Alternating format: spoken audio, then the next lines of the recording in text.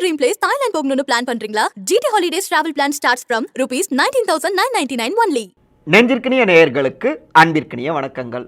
மக்களவையில் எதிர்க்கட்சி தலைவராக ராகுல் காந்தியுடைய ஸ்பீச்சை கேட்டீங்க இல்லையா? செய்தித்தாள்களில் பார்த்துருப்பீங்க இல்லையா?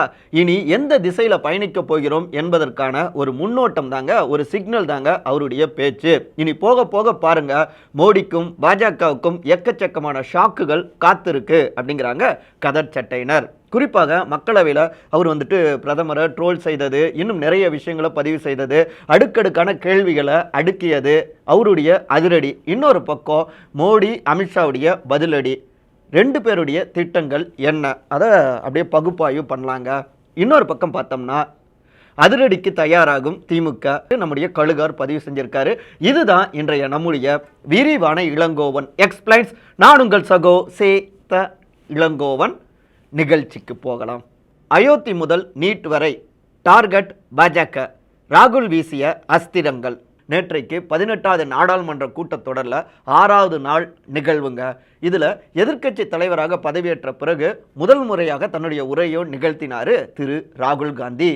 ஜெய் சம்விதான், அதாவது ஜெய் அரசியலமைப்பு சட்டம் என்று முழங்கியபடியே தன்னுடைய உரையும் தொடங்கினார் ராகுல் காந்திங்க. தொடர்ந்து கடந்த பாஜக ஆட்சியால் கடுமையாக பாதிக்கப்பட்டதில் நானும் ஒருத்தங்க. என் மீது 20க்கும் மேற்பட்ட வழக்குகள் போடப்பட்டது, என் வீடு பறிக்கப்பட்டது, ஊடகங்களில் தொடர்ந்து என் மீது தாக்குதல்கள் நிகழ்த்தப்பட்டு இருந்தது. அதுக்கப்புறம் 55 மணி நேரத்துக்கு மேலாக விசாரணை அப்படின்னு கடுமையாக தாக்கப்பட்டேன். ஆனால் தற்போது எதிர்க்கட்சியாக நான் இருப்பதில் மிகப்பெரிய அளவில் பெருமையும் கொள்கிறேன். ஏனெனில் எங்களுக்கு அதிகாரத்தை விட மேலான ஒன்று இருக்குங்க, அதுதான் உண்மை அப்படின்னு எடுத்த உடனே தன்னுடைய அட்டாக் அரசியலை முன் வச்சார் ராகுல் காந்தி. இதனுடைய தொடர்ச்சியாகவே பாஜகவுடைய திட்டங்களை எதிர்த்தவர்கள் மீது கடுமையான அடக்குமுறைகள் ஏவப்பட்டது.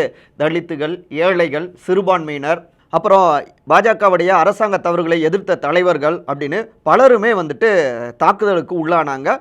இன்றைக்கும் பலரும் சிறையில் இருக்காங்க. அதாவது அரசியல் சாசனம் மீதான தாக்குதலாக கடந்த ஆட்சி இருந்தது அப்படிங்கிறத குறிப்பிட்டிருந்தார்.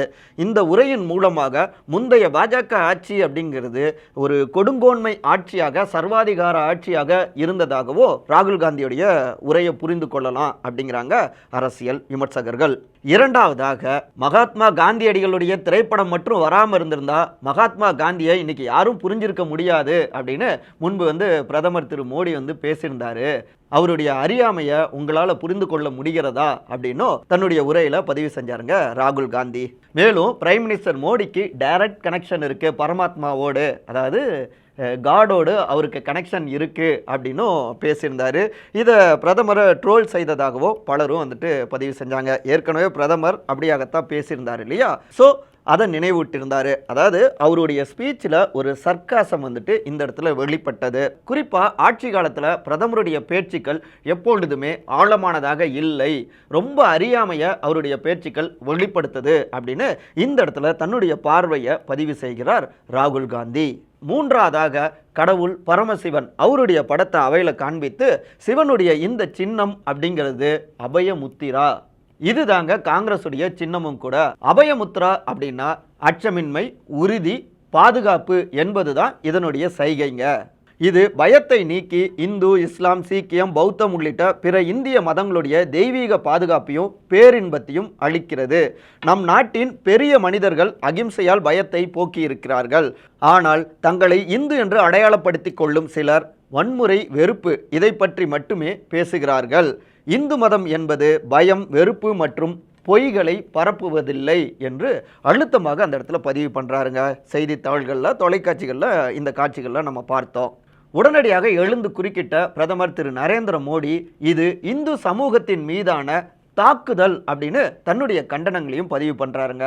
அதன் தொடர்ச்சியாகவே உள்துறை அமைச்சரான திரு அமித்ஷா 1984 சீக்கியர்களுக்கு எதிரான கலவரத்தை குறிப்பிட்டு அகிம்சை பற்றி பேச ராகுல் காந்திக்கு எந்த தகுதியும் இல்லை, கோடிக்கணக்கான மக்கள் இந்துக்கள் என்பதில் பெருமை கொள்கிறார்கள், அவர்கள் அனைவரும் வன்முறையாளர்கள் அப்படின்னு ராகுல் காந்தி கருதுகிறாரா? தன்னுடைய கருத்துக்களுக்காக ராகுல் காந்தி மன்னிப்பு கேட்க வேண்டும் அப்படின்னு அவரும் தன்னுடைய பதிலை பதிவு செய்கிறாருங்க. இதற்கு உடனடியாக பதிலளித்த ராகுல் காந்தி, பாஜகவும் பிற அமைப்புகளும் இந்து சமூகத்துடைய ஒட்டுமொத்தமான பிரதிநிதிகள் கிடையாதுங்க. அயோத்தியில ராமர் கோயில் கட்டுவதற்காக உள்ளூர் மக்களுடைய வீடுகள், கடைகள் அரசு இடித்தது. ஆனால் ராமர் கோயில் திறப்பு விழாவுக்கு அயோத்தி மக்களுக்கு அழைப்பு இல்லை, என்ன சொல்றது அப்படின்னு ராகுல் பதில கொடுத்தாருங்க. அதாவது பாஜக ஒட்டுமொத்தமான இந்துக்களுடைய பிரதிநிதிகள் அல்ல அப்படிங்கிறத இதில் அழுத்தமாக பதிவு செய்கிறாரு. நாங்களும் இந்துக்கள் தான், ஆனால் சகிப்புணர்வு, சமத்துவம், சகோதரத்துவம் அப்படிங்கிற அடிப்படையில் தான் எங்களுடைய பயணம் இருப்பதாக ராகுல் காந்தி பதிவு செய்ததாகவும் புரிந்து கொள்ளலாம் அப்படிங்கிறாங்க இந்தியா கூட்டணி கட்சியினர் மற்றும் கூர்ந்து கவனித்துக் கொண்டிருக்கிற அரசியல் விமர்சகர்கள். இது பாஜக எதை நம்பிக்கொண்டிருக்கிறார்களோ அதன் மீதாகவே ராகுல் காந்தி அரசியல் ரீதியாக ஏவிய அஸ்திரமாகவும் இதை பார்க்கலாம், மூன்றாவது அஸ்திரமாகவும் பார்க்கலாம் அப்படிங்கிறாங்க கூர்ந்து கவனித்துக் கொண்டிருக்கிற அரசியல் விமர்சகர்கள்.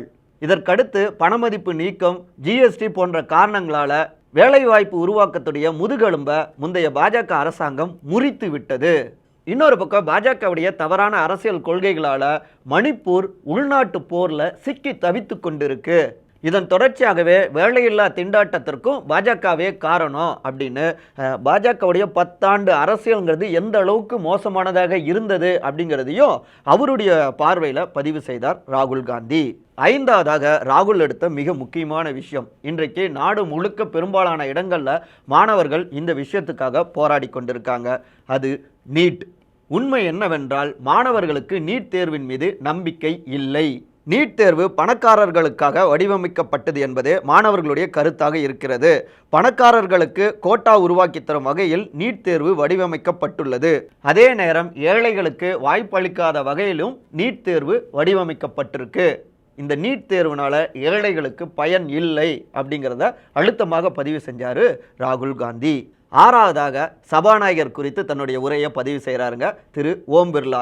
நாங்கள் 2 பேருமே நானும் பிரதமர் மோடியும் போயிட்டு சபாநாயகருக்கு வாழ்த்து தெரிவித்தோம். அப்போ நான் போயிட்டு கை குலுக்குனப்ப அப்படியே நேராக இப்படி நின்று கை குலுக்குறாரு.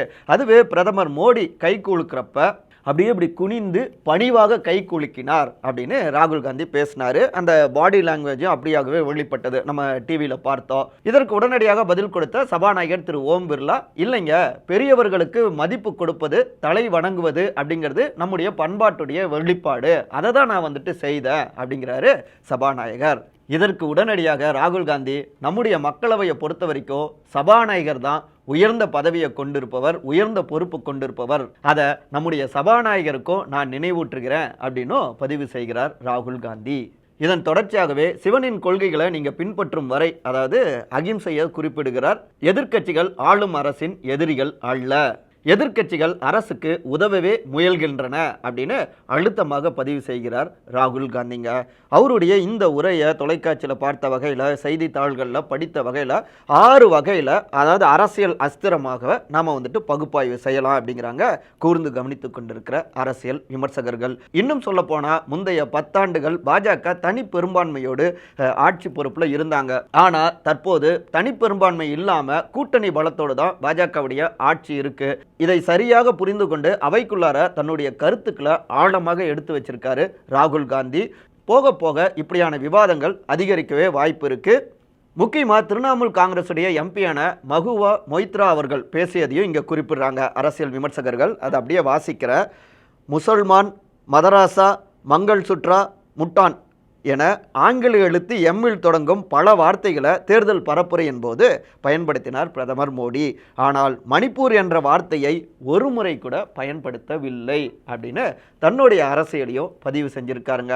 இவை எல்லாவற்றையும் வைத்து பார்க்குறப்ப முன்பு போல லேசில் எதையும் கடந்து போய்விட முடியாது பாஜகவால், குறிப்பாக பிரதமராலேயோ உள்துறை அமைச்சர் அமித்ஷா அவர்களாலேயோ. தொடர்ச்சியாக இந்தியா கூட்டணி கட்சியினர், எதிர்க்கட்சியினர் தங்களுடைய வாதங்களை அழுத்தமாக வைக்க வாய்ப்புகள் இருக்கு. அவை எல்லாவற்றுக்கும் பதில் சொல்ல வேண்டிய ஒரு கட்டாயமும் ஆளும் பாஜகவுக்கும் பிரதமருக்கும் இருக்கு.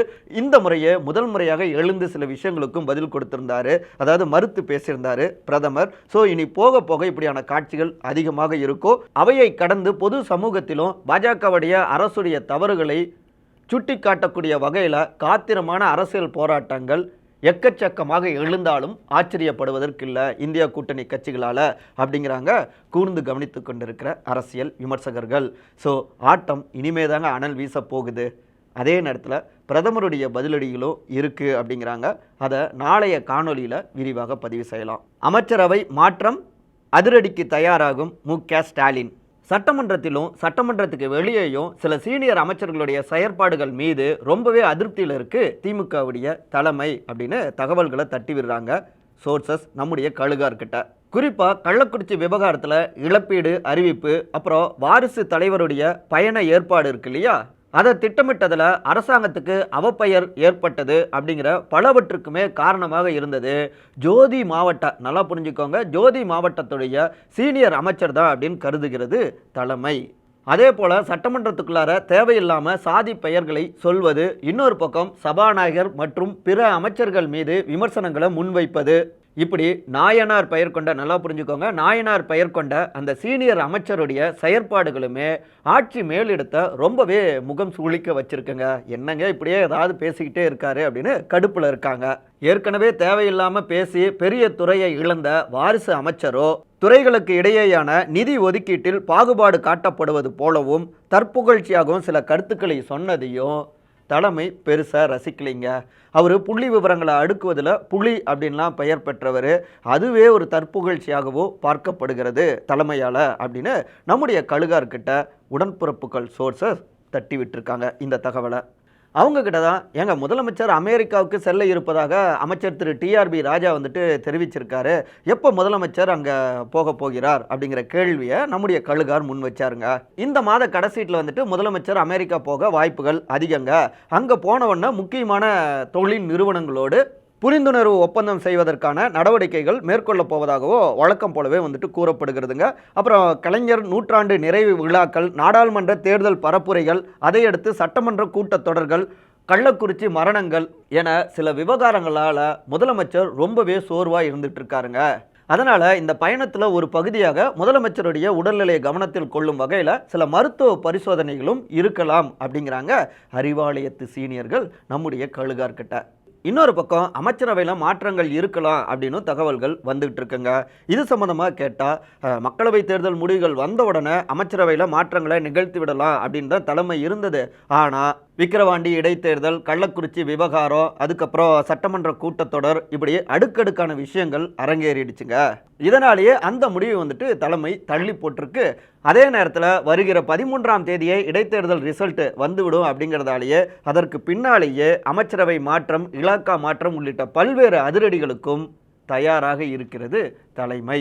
இதில் அமைச்சர்களுடைய துறை ரீதியிலான செயல்பாடுகள், அப்புறம் கட்சியினர்கிட்ட அவர்கள் காட்டும் நெருக்கம், அப்புறம் அதிகாரிகளுடன் இணைந்து செயல்படும் விதம், சட்டமன்றத்தில் அவர்களுடைய செயல்பாடு, ஐந்தாவதாக மக்களிடம் அவர்களுக்கு இருக்கக்கூடிய நற்பெயர், அதாவது மக்கள்கிட்ட எந்த அளவுக்கு நெருக்கமாக இருக்காங்க, இப்படி 5ஐயும் வைத்து மார்க் போட்டு அதிலிருந்து இலாக்கா மாற்றமும் இருக்கலாம், அமைச்சரவையிலிருந்து அவர்கள் தூக்கப்படுவதற்கும் வாய்ப்புகள் இருக்குது. ஸோ முதலமைச்சர் கையில் கட்சிக்காக செயல்படுகின்ற ஒரு முக்கியமான தனியார் நிறுவனத்துடைய அந்த ரிப்போர்ட், இன்னொரு பக்கம் உளவுத்துறை ரிப்போர்ட் கொடுத்த அந்த மார்க் ஷீட் கையில் இருக்குது. அமைச்சர்கள்லாம் கொஞ்சம் திகிலோடு தான் இப்போது இருக்கிறார்கள் அப்படின்னு இந்த பின்னணிகளை போட்டு உடைக்கிறாங்க அறிவாலயத்தில் இருக்கக்கூடிய சில சீனியர் தலைவர்கள். நம்ம காணொலியோடைய நிறைய பகுதிக்கு வந்தாச்சுங்க. செயலே நன்று, அதிலும் சிந்தித்து செயலாற்றுவது மிகச் சிறந்தது, எல்லோருக்கும் நன்மை கொடுக்கக்கூடியதாக இருக்க வேண்டும் உன்னுடைய சிந்தனையும் செயல்பாடுகளும் அப்படிங்கிறாரு நம்முடைய சுவாமி விவேகானந்தர் அவர்கள். இன்றைய காலத்துக்கும் அது ரொம்பவே பொருந்ததுங்க. மற்றபடி இதே போன்ற அரசியல் சார்ந்த காணொலிகளை காண விகடன் டிவியை சப்ஸ்கிரைப் பண்ணுங்கள். மறக்காமல் உங்களுடைய சிறந்த கருத்துக்களை கருத்துரை பகுதியில் பதிவு செய்யுங்க. அனைவரும் அன்பால் ஒருங்கிணைந்திருப்போம். நன்றி, வணக்கம். உங்க ஹாலிடேவை ஜாலிடேயா மாத்தணும்னு நினைக்கிறீங்களா? உங்க ட்ரீம் பிளேஸ் தாய்லாந்து போகணும்னு பிளான் பண்றீங்களா? GT Holidays travel plan starts from rupees 19,999 only. GT Holidays, India's #1 travel brand.